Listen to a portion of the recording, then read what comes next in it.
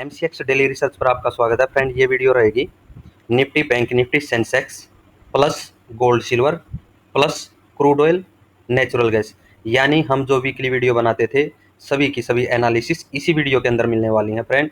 एक ही वीडियो मिलेगी इस वीक में, उसी के अंदर सारी एनालिसिस रहेगी। तो डेली कैंडल के हिसाब से ली गई है यहाँ पर, और डेली के हिसाब से ही आपको आगे के बारे में रणनीति क्या रहने वाली है वो दिखाते हैं। तो फ्रेंड ये निफ्टी का चार्ट है। शुरू में अभी निफ्टी के चार्ट में देखिएगा, क्लोजिंग है 24,363 पर निफ्टी 50 की। यहाँ पर अभी मार्केट की दिशा यहाँ पर दिखाई दे रही है पूरी तरह से सेल साइड में। सेल साइड में सपोर्ट कहाँ पर बनती है? सपोर्ट देखिए यहाँ पर 23,850 निफ्टी 50 के लिए 23,850 का लेवल है पहला लेवल। यहाँ पर एक मजबूत सपोर्ट हमें दिखाई दे रही है नीचे की साइड में।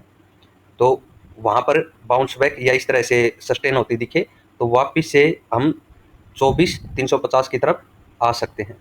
ठीक है, वापिस से हम इस जगह से 24,350 की तरफ आ सकते हैं फ्रेंड। और अगर इस लेवल के ऊपर यानी कि 350 के ऊपर आवरली कैंडल की क्लोजिंग मिले दोबारा से और फिर प्राइस बढ़े तो कंटिन्यू ये मान के चलना है जो यहाँ पर सपोर्ट बनी है वो बाई साइड की ही रहेगी आगे भी। ठीक है, ये सपोर्ट की बात हो गई किस तरह से काम करेगी निफ्टी 50 के अंदर। और अगर ये लेवल यहाँ पर या तो इधर से बाउंस बैक दे करके वापस घूम जाए या सीधा ही नीचे क्लोजिंग दे दे 850 के नीचे डेली टाइम फ्रेम के अंदर। किस टाइम फ्रेम के अंदर फ्रेंड? डेली टाइम फ्रेम के अंदर अगर हमें नीचे क्लोजिंग मिल जाती है तो सिनेरियो रहेगा डाउन ट्रेंड की जारी रह सकता है। और आने वाले टाइम में निफ्टी 50 है 22,500 तक डिप लगा सकती है। 22,500, 23,850 के नीचे क्लोजिंग मिलने पर 22,500 की तरफ का रुख रहेगा फ्रेंड। इस चीज़ का ध्यान रखना है। ठीक है, ये एक मजबूत सपोर्ट है बीच में जो आपको अभी निफ्टी 50 के लिए 23,850 दी गई है। इसके ऊपर निफ्टी 50 संभलने का काम कर सकती है। जब तक नीचे डेली टाइम फ्रेम की क्लोजिंग न मिले सेल साइड में नहीं जाना है। ठीक है फ्रेंड, अगर गैप अप मिल जाए मंडे को तो जो ये लो है अभी ये लो ब्रेक होगा ना इस वीक का पिछले का, तो ही सेल साइड में हम 23,900 या 850 की तरफ डिप लगाएंगे सपोर्ट की तरफ। ठीक है फ्रेंड, अदरवाइज मार्केट यहाँ से बाउंस बैक वापस दे सकती है। उस सिचुएशन में कहाँ से बाई सिनेरियो रहेगा? ये लो है ना, फिर यही एसएल रहेगा हमारा। और बाई साइड में कब बढ़ना है? जो ये लास्ट वाली कैंडल है ठीक इसके ऊपर क्लोजिंग मिलते ही बाई साइड का सिनेरियो वापस बनेगा फ्रेंड। देखिए बैंक निफ्टी का चार्ट है, यहाँ पर भी डेली टाइम फ्रेम लिया गया फ्रेंड, यानी सभी कैंडल डेली टाइम फ्रेम की है और वीकली टारगेट की बात हो रही है। तो क्लोजिंग है अभी 55,004 पर बैंक निफ्टी की। तो ये क्या सिनेरियो रहेगा? देखिए जैसे ही लो ब्रेक होगा सेल साइड की तरफ रुझान पूरी तरह से रहेगा और बाई साइड में कब चलेंगे वो भी बात होगी फ्रेंड। तो सेल साइड में कहाँ तक डिप लग सकता है? सेल साइड में फ्रेंड देखिए 53,600 तक, 53,600 तक सपोर्ट दिखाई दे रही है। वैसे एक सपोर्ट जो ये बीच में है 54,500 के करीब ये भी सपोर्ट है, लेकिन 53,600 तक ही मान के चलेंगे कि बैंक निफ्टी की ये सपोर्ट है। और यहाँ पर हमें वापस से बाउंस बैक देखने को मिल सकता है जैसा मैंने निफ्टी 50 में बताया, कहाँ तक? 55,000 तक वापस। ठीक है, और इस 53,600 के नीचे अगर क्लोजिंग मिल जाती है तो और प्राइस इस तरह से गिरता है फ्रेंड, अगला टारगेट 52,000 का रहेगा। इस चीज़ का भी हमें ध्यान रखना है। तो बाई साइड में कब चलना है? अगर ये लो ब्रेक ही ना हो और ठीक 55,200 के ऊपर प्राइस हमें सस्टेन होता दिखे 55,200 के ऊपर, तो यहाँ से बाई साइड का सिनेरियो वापस रहेगा इसी एसएल के साथ। ठीक है फ्रेंड, 55,200 के ऊपर क्लोजिंग मिल जाए अगले दिन तो फिर भी हम बाई साइड में ही चलेंगे। और वैसे भी प्राइस अगर 55,200 के ऊपर सस्टेन होगा तो भी उस दिन के लिए हम बाई साइड का सिनेरियो लेकर के ही चलेंगे। ठीक है फ्रेंड, जैसे ये कैंडल अप साइड में ब्रेक होगी तो ट्रेंड हम अप साइड का ही मानेंगे। ये हो गई बैंक निफ्टी की बात। कि सेंसेक्स में जो सेल साइड के हमारे टारगेट थे वो पूरे हो चुके हैं। पूरे होने के बावजूद भी सपोर्ट कहाँ पर है? 79,850 का हमारा लास्ट टारगेट था वो मिल चुका। इसके बावजूद भी जब तक 80,500 के ऊपर वापस से प्राइस सस्टेन नहीं होगा तो बाई साइड के बारे में नहीं सोच सकते फ्रेंड, यानी 80,500 रेजिस्टेंस रहेगा सेंसेक्स में। सेल साइड में गिरने के ज़्यादा चांस हैं जैसे ही लो ब्रेक हो। तो उसमें कहाँ पर सपोर्ट दिखाई दे रही है? 78,750 का ये लेवल है फ्रेंड, इन कैंडल के लो के करीब। ठीक है, ये अब एक सपोर्ट का काम करेगी सेंसेक्स के लिए। ये लेवल जो ये कैंडल बीच में दिखाई दे रही है आपको, इसकी रेंज निकल करके आती है, आपको दिखा देता हूँ। ये रेंज यहाँ पर रहेगी 78,750 के करीब। ठीक है, 78,750 अगली सपोर्ट बन सकती है सेंसेक्स के लिए।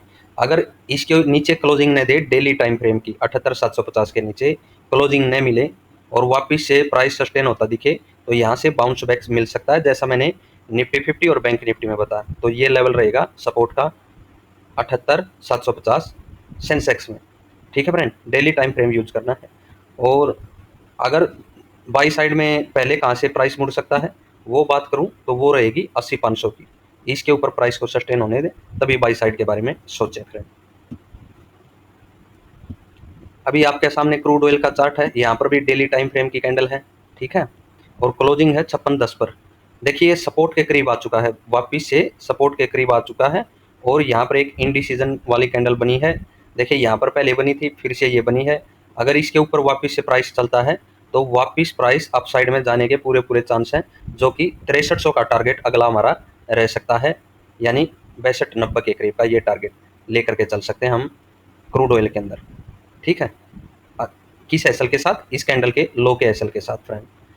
अगर मंडे को इस कैंडल का लो ब्रेक हो जाता है, इस कैंडल का लो ब्रेक हो जाता है या फिर इस कैंडल के नीचे हमें क्लोजिंग मिल जाती है तो उस सिचुएशन में डाउन साइड में यहाँ से ये एक सपोर्ट है, सपोर्ट के नीचे क्लोजिंग मिली, वापस से प्राइस घूम करके नीचे गिरे, ये रेंज रहेगी 55.10 की। 55.10 के नीचे अगर प्राइस इस तरह से निकलता है फिर तो डाउन साइड में रहने के ज़्यादा चांस रहेंगे क्रूड ऑयल के। टारगेट कौन कौन से रह सकते हैं? अगला टारगेट है 5200 और 5200 के भी नीचे अगर सस्टेन हो प्राइस तो 4900 तक भी प्राइस के गिरने के चांस हैं। ठीक है फ्रेंड, ये क्रूड ऑयल की बात हो गई। बाई साइड में मैंने बोला ही है, इस कैंडल के अगर ये लो ब्रेक नहीं होता है इस एसएल के साथ बाई साइड में बढ़ सकते हैं 6300 की तरफ के लिए। नेचुरल गैस का चार्ट है फ्रेंड, ये लेवल आपके सामने पहले ही ड्रॉ करके दिए थे मैंने और बताया था कि कौन सी रेंज रह सकती है। यहाँ पर देखिए 314-15 की रेंज से वापिस से गिरावट देखने को मिली, 260 की तरफ हमारा टारगेट था, अचीव हुआ।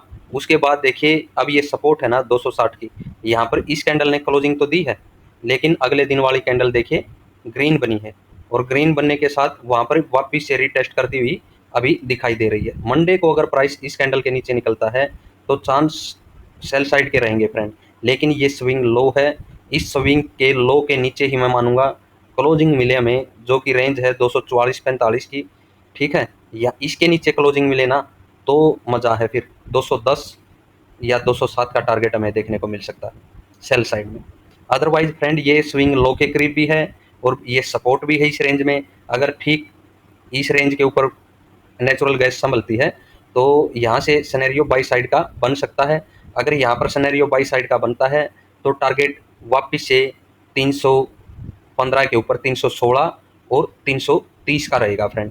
316 और 330 का बाई साइड में सिनेरियो बनेगा अगर यहाँ पर ये बाई साइड बनती है। सेल साइड में कब जाना है फ्रेंड? देखिए पूरी तरह से सेल साइड मैंने बोली है, इस जो ये स्विंग लो है इसके नीचे डेली टाइम फ्रेम की क्लोजिंग मिले और वो फिर प्राइस ब्रेक होना तो 210 की तरफ जा सकते हैं। अदरवाइज ये एक सपोर्ट की तरफ अभी प्राइस वापस अप साइड में प्राइस मुड़ सकता है। देखिए गोल्ड का चार्ट है, गोल्ड के चार्ट में क्या लेकर के चलेंगे?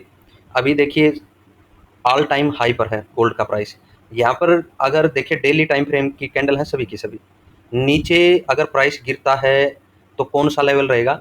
ये रहेगा 100-500 का, यानी कि 1,05,000 का जो प्राइस है ना उसके ये एक सपोर्ट है। इसके नीचे अगर डेली टाइम फ्रेम की क्लोजिंग हमें मिल जाती है और अगले दिन प्राइस ब्रेक होता है ना फ्रेंड, सेल साइड ट्रिगर मानेंगे, सेल साइड ट्रिगर मानेंगे। सेल साइड में कौन से टारगेट रह सकते हैं?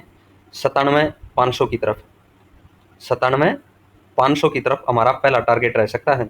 बीच में एक ये जो ट्रेंड लाइन है ये मैंने ड्रॉ की है, इसका भी ध्यान रखना है फ्रेंड, जो ये ट्रेंड लाइन है।